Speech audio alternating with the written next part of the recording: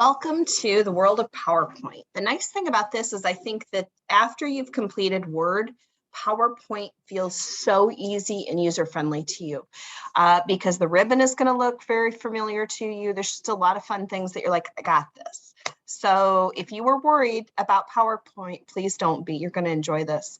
All right, I'm here at the main screen, and the thing I want to show you first are the themes. There are a lot of different themes that you can pick that make your presentation look professional, and it ties a theme together throughout your presentation. The font style, the choices, this and that. So when you look through this, you can look through all of these different themes, and I believe you can also get more when you search. So if I were to search education, it'll find more for me that would work. So I'm going to go back because I really liked,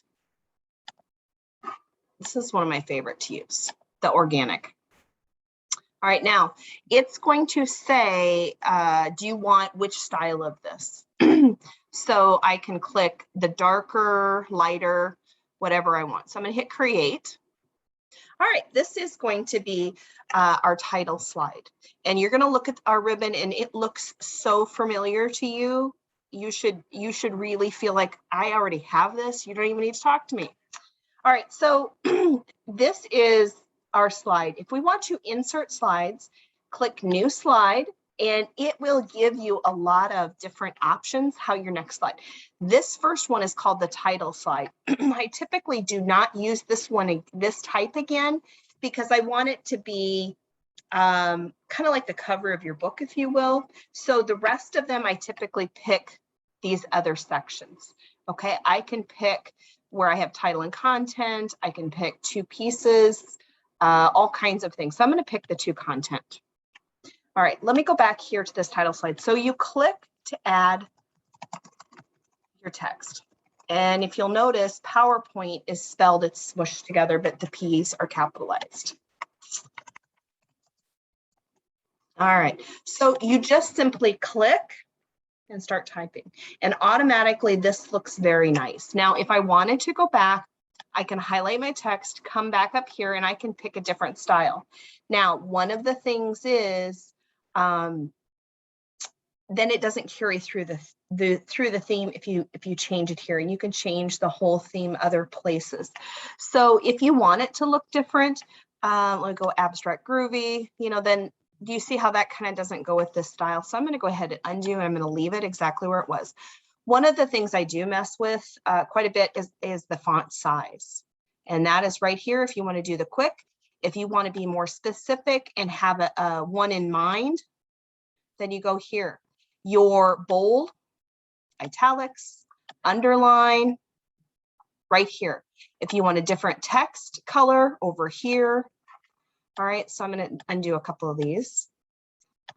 Again, this is just like how we did it earlier, and you'll see our old friends up here. You can add symbols very quickly. So this is the title slide.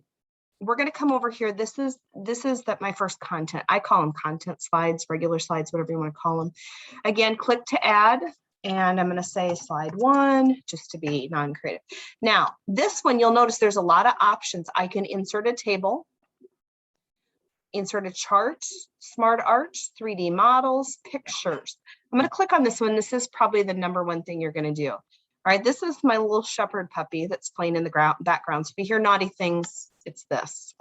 Now, as I import that slide, the nice thing that just came up here in the last couple of years is this design ideas. So what it does is it gives you how this slide could look if I do it different ways. All right.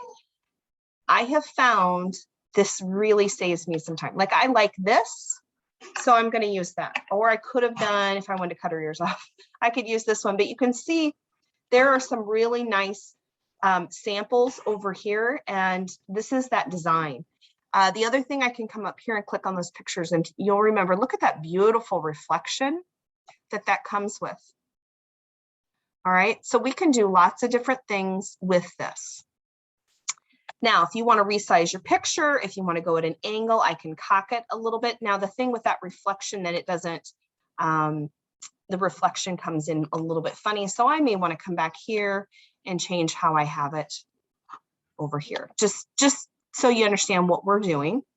But your picture options, your border, those are all going to be exactly like you had them earlier.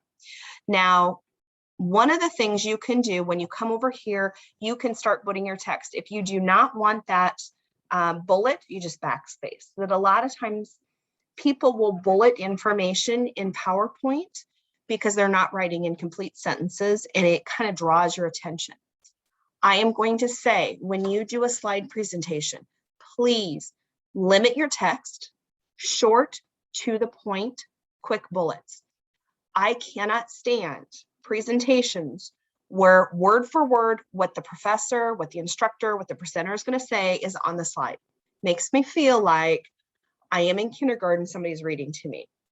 The best presentations I have seen have these short bullets and truncated information. So I'm going to bore you with a little information on my German Shepherd.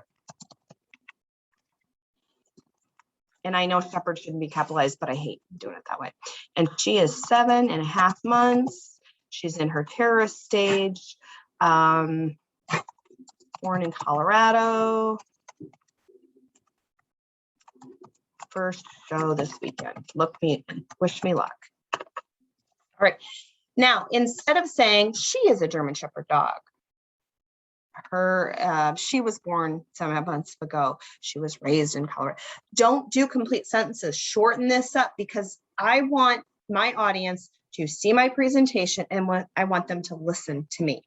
Okay. If they're being read to and reading along on here, this big, huge, dense piece, I think you lose the impact of your PowerPoint. They are not paying attention anymore and they get bored. I get bored. Okay. So again, you can come over here. If you put your information in and you're not sure you like it that way, you can always come back. This is a really cool thing. But then you're going to have to go over and mess with your font because it doesn't show. So as you are designing these pieces, know that you want to keep your viewer in mind. What is your viewer going to like? Now, typically this is a little too small. So they say never go below 20. I like it to be bigger than that because I feel like when you go smaller, your audience is struggling. The other thing is to keep in mind your font. So keep your fonts easy to read. That includes the style and it's going to include the size. Okay. So this is the way that goes.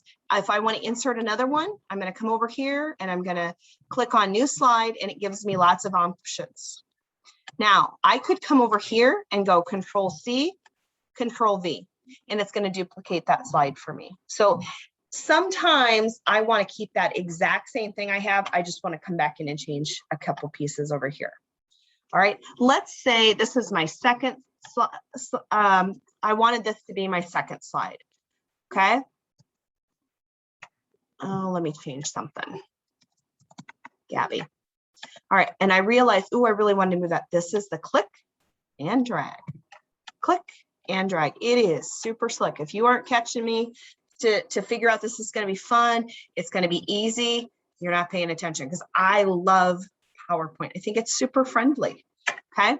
Now, as we go along and we do some of the assignments, you'll notice some of the things and they are easy peasy to do. So insert slide, I can do a lot of things right here. If I want to do our friend word art, I can come over here. Now I picked a boring one, so I might want to come back over here and pick something a little bit better. Let me see. Whoop. Well, now that I'm doing it for you guys, it's not picking up very well. There we go. And again, if I want to tilt this, I can do that. I can click and drag it over here. I'm going to change this to my dog so it will look a little bit different for you. Now, one of the things that I want to show you is this arranging. So I am over here at the home on our ribbon, arrange, bring to front, send to back. So you can layer pieces. One of the things we'll be doing later is we're going to do a collage, and I want you to experiment with adding your pictures and adding your text in there and being able to play with that. Now, sometimes I'm going to want something brought forward or sent back. If I wanted to, I could click on this rectangle. I could draw it. This is one of the things we did before Designer was really going. And I am going to select black. And then I'm going to come back over here, home, arrange, send it back. And what I used to do a lot before some of these other things came along as PowerPoint is, do you see how that makes that picture stand out a little bit more? You're kind of giving it almost a 3D effect, and that's a pretty easy way to do it. Okay. To show this, go to slideshow, and I can show this either from the beginning or from the current slide. And one of the nice things I like to do is when I'm designing something, I want to see it filling my screen to get a better sense. How is this going to look for my viewer? Because sometimes I'll think, oh, that's a really good font size. And when I blow it up, I realize it's just not big enough, or it's too big. So that's going to be really easy to do. There are some other things we can do with our slideshow, but for right now, I just wanted to give you a couple of the basics. Here under view, we are in the normal. This is the outline view. This is the slide sorter. And sometimes when you have a lengthy presentation, you can go back and look at it and rearrange your slides if you need to. I can fit the window. I can do all kinds of things. Now, if I wanted to print this, I could go File, Print. And we have some options here. One of the things that I can do is, instead of the full page of slides, I could do 4 slides all at once for a handout, or I could do 9 slides. I could do a lot of different things. So when you print, this is nice. When I'm doing a presentation, let's say for a staff meeting, a lot of times I will print my PowerPoint out and I will do a lot of slides together. For some of the people that are in the back of the room, or if somebody's gone, they can quickly at a glance look and see what my presentation was.